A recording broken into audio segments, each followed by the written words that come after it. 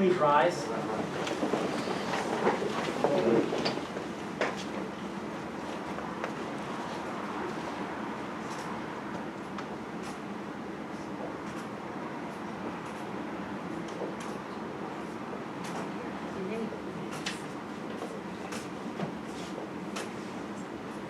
What are you?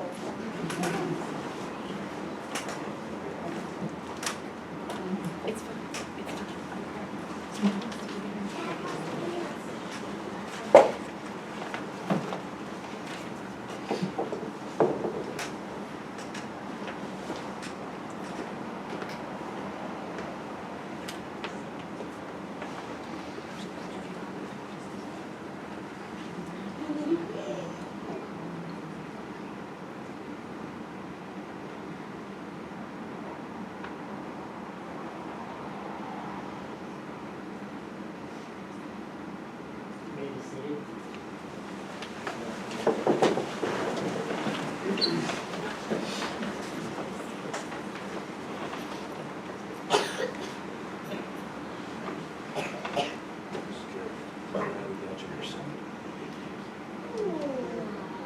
Thank you so much for inviting the Patriot. We wouldn't be words. We have a special condolence card for our son and all the Patriots here today. Would you accept that? I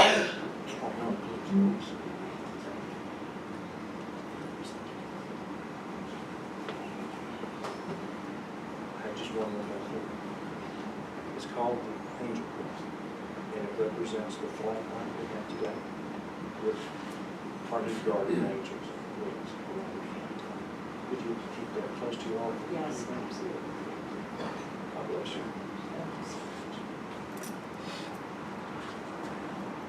Patriot Guard, present. Halt!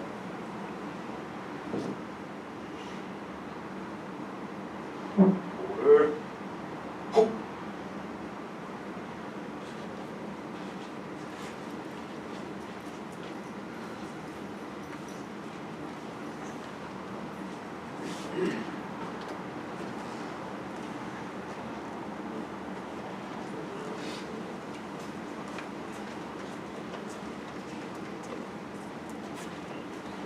So, good morning. My name is Jack Shin, and Larry Carey was my best friend for over 70 years, and I drew the short straw. You know, as a Patriot Guard rider, a lot of folks ask us, what do we do? And I always say, we stand with the families of the fallen to honor them and to make sure that the family has the ability to honor their hero however they might on one of the worst days of their lives. Today, this is one of the worst days of my life. Because Larry was my best friend. So the early years, Carey and I, the Carey family moved to Pumpkin Lakes, New Jersey from Pennsylvania, 55, 56, somewhere around there. My family moved from Patterson, New Jersey to Pumpkin Lakes, New Jersey at the same time. And the first thing I did was walk outside and meet this kid named Larry. Turns out he was born 20 days after I did, so we just like this, and it's been like that ever since. We were making arrangements. We had one idea that since I was 20 days older than Larry was, I should be the first to pass away, and he was going to be the speaker at my services. That plan changed, and Larry, you'll be a beer when I get there, buddy. We started, when we were about 9 years old, there's a local drum corps that we joined, the local drum corps. And at some point in time, they decided that they were going to go from parade corps unit to a marching, a competition unit. And they had to get rid of all of the members of the corps that were over 21 years old. So they're going to have a big party. And at the party, they were going to have a talent show. And, you know, whoever was going to participate. And I found out, I don't know whose idea it was, that Larry and I were going to be singing Give My Regards to Broadway to 200 people. So we went out to W.T. Grant's up in Foodtown. We bought black pants, white shirts, had little canes, And you have to picture these two 9-year-olds that they don't know fear. We just went right up there, up to the microphone, and did give my regards to Broadway. When I joined the soccer team in the high school, I played left wing. Larry played left halfback. There was a period of time when I got out of the service that I worked in a local hospital in the laboratory, and Wednesday nights used to be my on-call night for the emergency room. And my mother decided she was going to make me dinner one Wednesday evening. We lived close enough to the hospital I could pull that off. So I went to Mom's house. She was getting ready to serve dinner, and I looked out the window, and a police car went down the street. A couple minutes later, a police car went back up the street, and I swore Mr. and Mrs. CAREY were in the car. Couldn't figure out what was happening, but 2 seconds later, my pager went off for the hospital, and I was paged to the hospital. So I said, thanks for the good dinner, Mom, that we never had. Ran out the door and went to the hospital. When I got into the emergency room, I walked over to the gurney that was sitting there, and Larry's little brother, Joseph, was on the gurney. He had been hit by a car on one of the main roads, and he was in tough shape. I just stood there looking at him, and I just went, oh my God. And the doctor said, well, do you know this young man? I said, it's my little brother. You know, his oldest brother is my best friend. And he said, well, the family's out, Mom and Dad are out in the waiting room, and his mom is a nurse at Chilton, which I know, and she wants to take him to Chilton. And he said the only problem with that is he is so unstable right at this moment, he's never going to make it to Chilton Hospital. Can you go out and talk to the family? So I said, fine. I went outside to the waiting room, and I got on my knees in front of Mr. and Mrs. CAREY. And I just said, Mrs. CAREY said to me, I want to take you to Chilton. And I said, I understand that, and it's your right to do that. However, I have to tell you that the attending physician does not give Joseph very much chance to make the next hospital. He'll never make Chilton. We had already lost him once at that time. So the idea was to admit him to where he was at the Patterson General. And Dad CAREY looked at me and he just said, you're staying here. I said, let me find out the way to tell them, and they admitted me to the hospital. It just seems like our two families have always been intertwined. You know, I mean, like, looking at John and everybody over there looks like they're family. You know, we were raised together, we've been together. I kind of lost track with Larry when he went into the service. I was going to school, he went into the service. We lost track to each other, but we always kind of felt like there was always that voice at the other end of the phone. Thank God Facebook came out, because John and Larry, when I would ramble on Facebook once in a while and say something I shouldn't, either John or Larry would come in and connect me and go, oh, right, okay, you can't say those kinds of things. That's about all I have, except for the things I want to remember about Larry. Marilyn, I put the big pants on. I'm going to try to get through this. The first thing that I can think about with Larry is the laugh. I don't know if anybody recorded that laugh, but man, if there's nothing else you remember, Larry's laugh was so unique and it was so funny. You had to laugh just because he was laughing. It was awesome. He was always a patriot. Turned out when he went into the Army, he was a damn good soldier. Silver Star, Bronze Star, 2 Purple Hearts. He did his time and he did it well. But knowing the stock he came from, first and foremost, to him was an incredible patriot.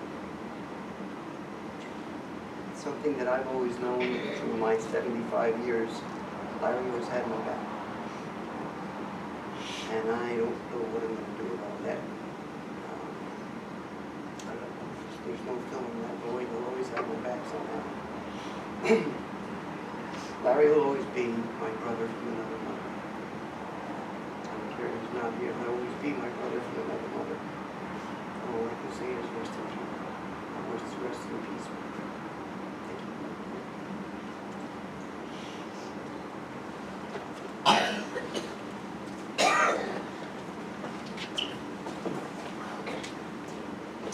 Hello everybody, I'm Brian Carey. I'm Larry's youngest brother in the family of 8 kids. We have a 13-year spread between us. By the way, this is very impromptu Mad Lib. Might be some random thoughts put in there, some random memories. But Larry was my protector, especially against my older brothers. So he left for the Army when I was 5.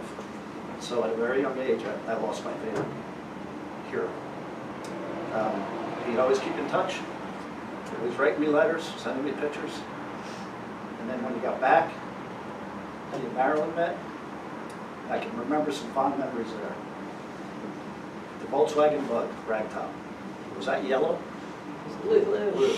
I remember sitting in the With back big primer spots. Yeah, that's right. I remember sitting in the back seat in the middle, and you guys in the front, and I would tell you guys jokes, and after the punchline, it would always be, "Did you get it? Did you get it?" Do you remember that? And I remember going with Larry and Marilyn over to Marilyn's parents' house, Dave and me, and just talking with them. Dave was the police chief of Puff Lakes. Fire chief. Fire chief, that's right. I meant to say that. You guys had an apartment at the house for a little while, right? I can remember a celebration that you guys had some champagne, and you popped the cork and it hit the ceiling. The champagne hit the ceiling. I didn't know about that. So when Larry got out, obviously fairly traumatic service. He didn't speak of it to people much. But then I went into the Navy, and he knew that I was going to be jumping out of helicopters. So he started, kind of opening up of his experience, and I really appreciate that. So, I miss him. I miss him like the sun. Well, thank you all for being here. I appreciate it.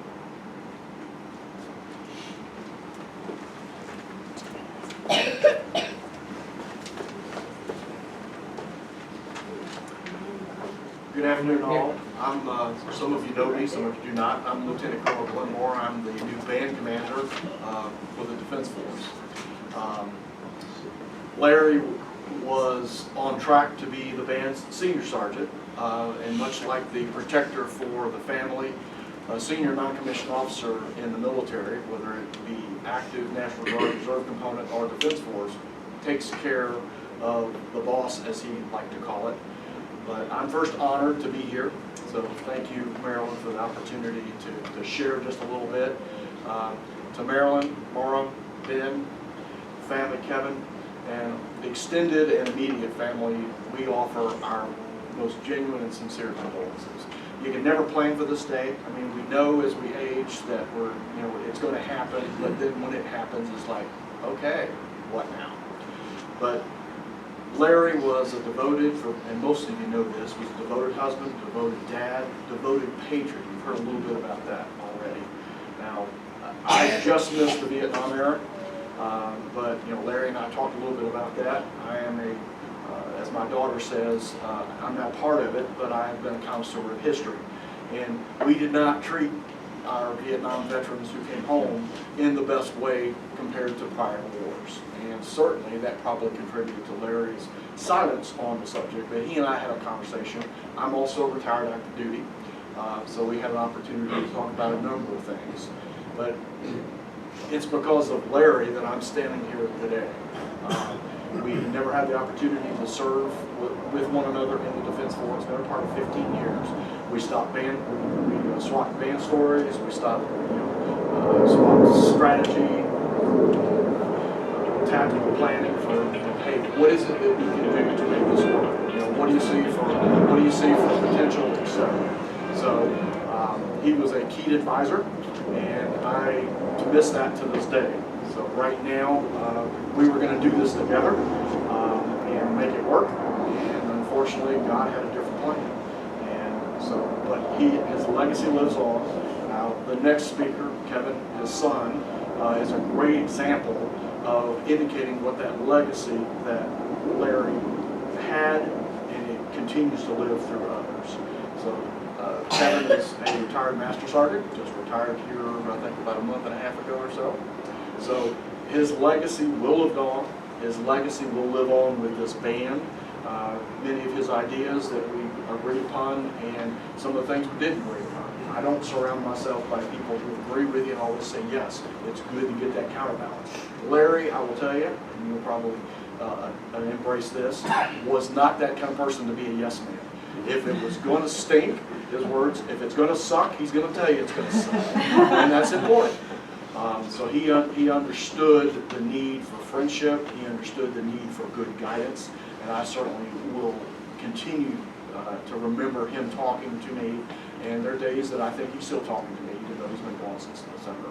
So on behalf of the Defense Force, on behalf of all of those who knew him, served with him in the Defense Force, and in the community, we certainly appreciate all of you being here, and we certainly are with you. You guys remain in our prayers and our thoughts. Thank you.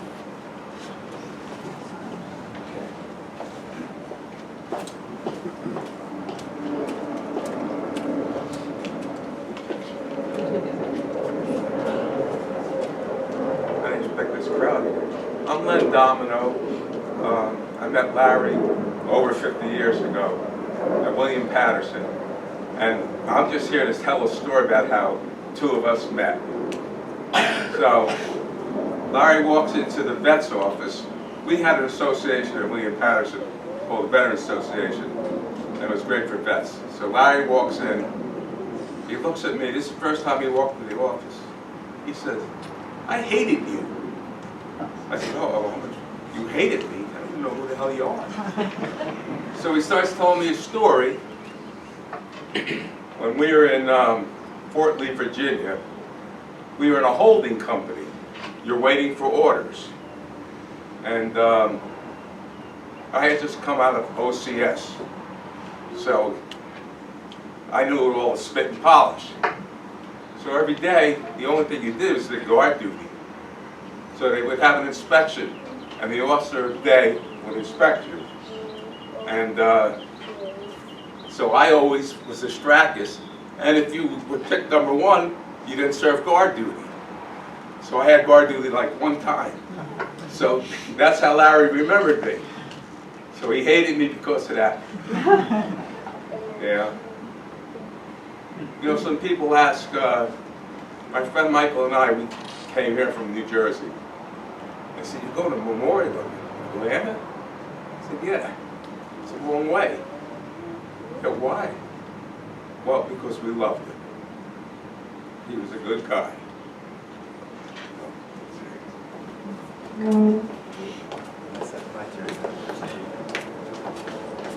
Hey folks, I'm Kevin CAREY, Larry's son. So when was it? Right before last Christmas was the last time we saw him. He was up in North Carolina visiting with my wife and kids here in the front row.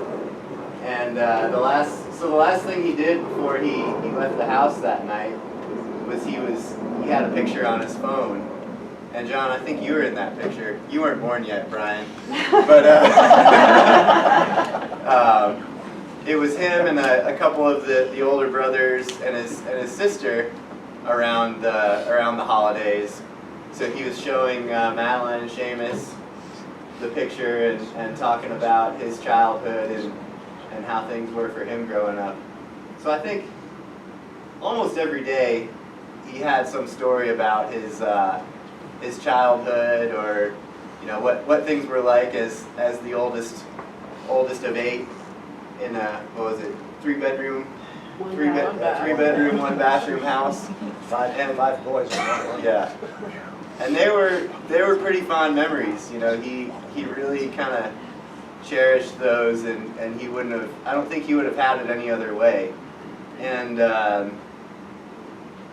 guess the point that I'm trying to make is he came from a really humble beginnings in New Jersey and Pennsylvania, and he just wanted things to be. I think in his later years he was really content with things were for his nieces and nephews, and and the younger cousins, his children and grandchildren, and we've kind of talked about how he was a big patriot and loved America, and that's really like, he didn't talk about it this way, but that's really the American dream. You know, he came from, as he would say, he often didn't have the clothes he wanted, didn't have, you know, the food that he wanted to eat, but he always had what he needed. And I think he was really happy to see that, you know, his family had come from there, and they had, through each generation now seeing, you know, 2 generations down from his own, everyone was doing incrementally, you know, a little bit better. And he was there to offer his advice as best he could and share from mistakes that he had made and lessons he had learned along the way. And then meeting some of the Colonel Jimmy and the Laotians this morning, he brought that kind of advice giving with him during his time in the service. So I think when Larry died, there wasn't anything that he wanted for, or anything that he could have changed. And as far as the things that he could influence and the impact that he had in the world, he was pretty happy with the way things were ordered. So, you know, if there's anything that you folks are sad about, I think he would tell you not to be, and that he thought things were A-okay towards the end.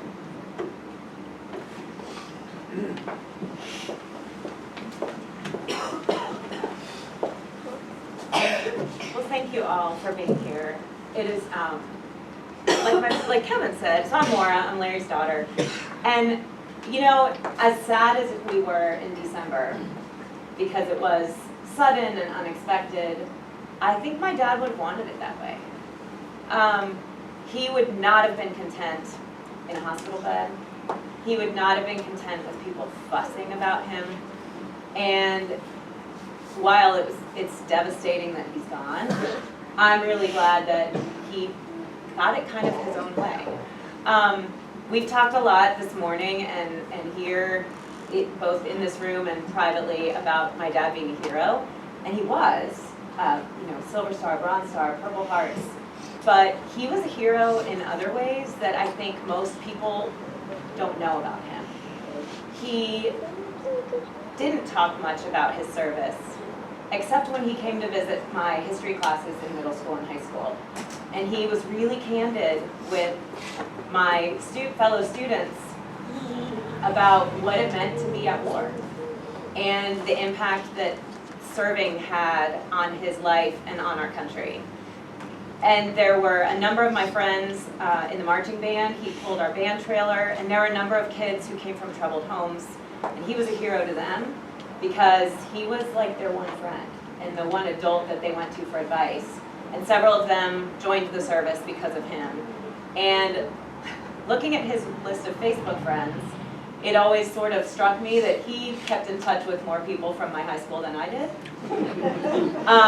Because they trusted him and they looked up to him, and the number of messages that I got from people that I hadn't heard from in 30 years that said, you know, this is how your dad impacted my life. And I remember him, you know, talking to me that night when I felt like I couldn't go home.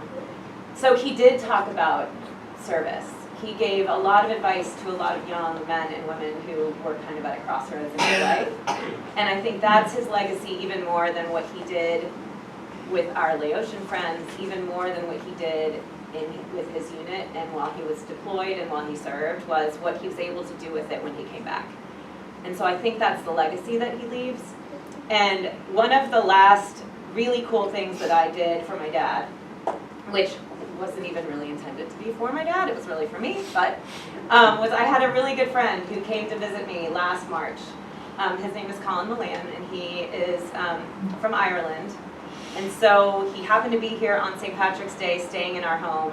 And so I had my mom and dad over for dinner because I knew my dad wanted to meet Colin. He had heard about him for years, and he saw pictures of us on Facebook. Colin's a realtor in Oregon, so we met through real estate conferences. And my dad usually likes to come over for dinner and be out the door by 7:30 or 8 so he can get home and watch, you know, the Sci-Fi Network. But he stayed that night until probably 11 or 11:30 until my mother dragged him out the door to go home. because he was having so much fun drinking beer and Jack Daniels with his new Irish buddy, who had recently become an American citizen, and just wanted to get to know my dad. And so on December 24th, when I posted on Facebook about Dad dying, the very first person who called me was Caolo, who had met him one time, and then had become Facebook buddies with him. And he had just gotten off the phone with his own dad back in Ireland, and he said, you know, I can't believe your dad is gone. And it really struck me that I'm talking to my dad, and any phone call could be the last time.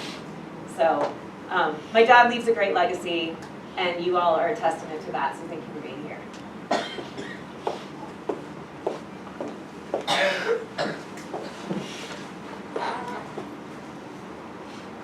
feel like I'm part of the family already.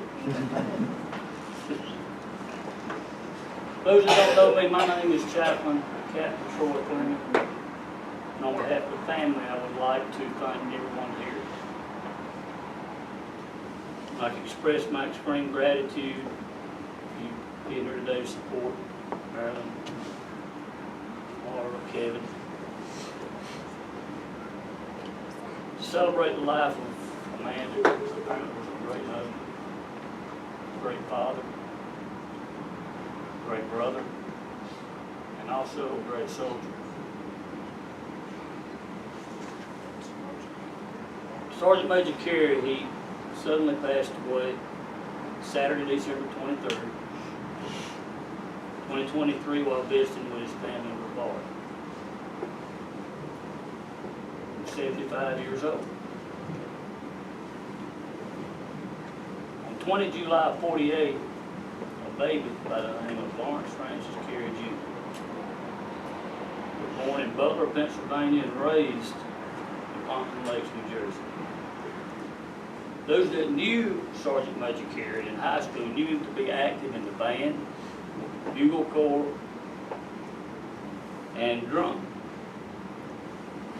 Upon graduating from high school, a young 19-year-old Larry Francis CAREY Jr. joined the U.S. Army, where he served in Vietnam in the 46th Company Special Forces as a combat medic. From 27th February 67 to 26th February 1970. Who also held an expert qualification in the M16A1 rifle. After that, he went into the U.S. Army Reserves, where he served from the 27th February of 70 to the 3rd of November of 72. After serving there, he went to the Florida National Guard. He served from 4 November of 72 to 01 May of 74. Let's back up a little further. August of 67, while Sergeant Major CAREY was serving in Southeast Asia, half of his patrol, including his commanding officer, was killed by a surprise enemy attack. At that time, a young Sergeant CAREY was the next in line of command and exposed himself to enemy fire to rescue his fellow troopers and bring them back to base camp. Through his heroic actions, there were 8 survivors, with Sergeant Major CAREY being wounded by grenade fragments. Also in '68, Sergeant Major CAREY rescued a pilot and a co-pilot from a helicopter crash that was under enemy fire. Due to his efforts, both the pilot and the co-pilot survived. In August of '68, Sergeant Major CAREY was hospitalized for 16 weeks from injuries sustained when his base camp was under mortar attack, and he sustained a broken leg and ankle and back injuries. Through his heroic actions in Southeast Asia, he received a Silver Star, 2 Bronze Stars, 3 Purple Hearts, National Defense Service Medal, the Vietnam Service Medal, Army Commendation Medal, Army Good Conduct Medal, Republic of Vietnam Gallantry Cross, and Republic of Vietnam Campaign Medal. Sergeant Major Carey married the love of his life in '71. And eventually moving to Newport Richey, Florida, where their 2 children, Mara and Kevin, were born and raised. Sergeant Major Carey marched with the pipe band, as we've already heard. Earned his college degree and worked in the real estate and banking industry for his civilian career. Sergeant Major Carey Maryland eventually couldn't stand it no more to go to the great state of Georgia. We all end up in Georgia at some point, right? When he got to Georgia, he served with the District of Columbia Military Reserve, and also as a Master Sergeant in the Georgia State Defense Force. He served with the 101st GSF Band and the 132nd Medical Battalion. He also held a Senior Mission Badge, a Master Mission Badge, a shirt tab, and served with the Military Funeral Honors Program. While with the State Defense Force, he earned the State Active Duty Ribbon, Emergency Service Ribbon, Longevity Service Ribbon, and the Good Conduct Ribbon. He was a very busy man.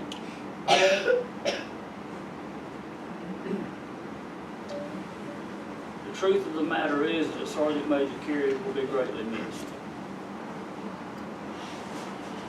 but he will never be forgotten. It is the memories that we have left, that he left us, we put it that way, that he left us, that will keep his spirit alive for us to continue to feel and know that he still lives right here. He still lives in our hearts. We're only here for a short while. And there's a lot of different opinions about what happens after this time on earth is completed. But however, I believe that death is not the end.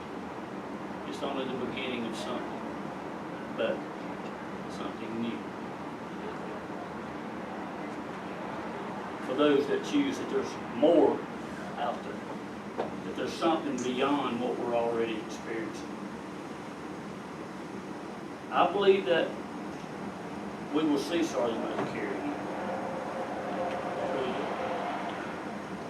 I never got to meet him personally, and I feel like I got robbed.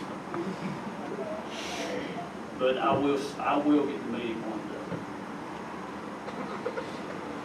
when my mission on this world here is complete. And I look forward to sharing with that place where there ain't no more pain, no more sorrow, no more death. Because Revelation 7:17 tells us that the Lamb at the center of the throne will be their shepherd. And he will lead them to springs of living water, and God will wipe away every tear from our eyes. In closing, I'm going to close with this. James 4:14 explains to us that yet you do not know what tomorrow will bring, or what your life will be. For you are like a vapor that appears for a little while, then vanishes. I would say if Sergeant Major Carey was here now, I believe the advice that he would probably give us would be, go see that person that you haven't seen in a while.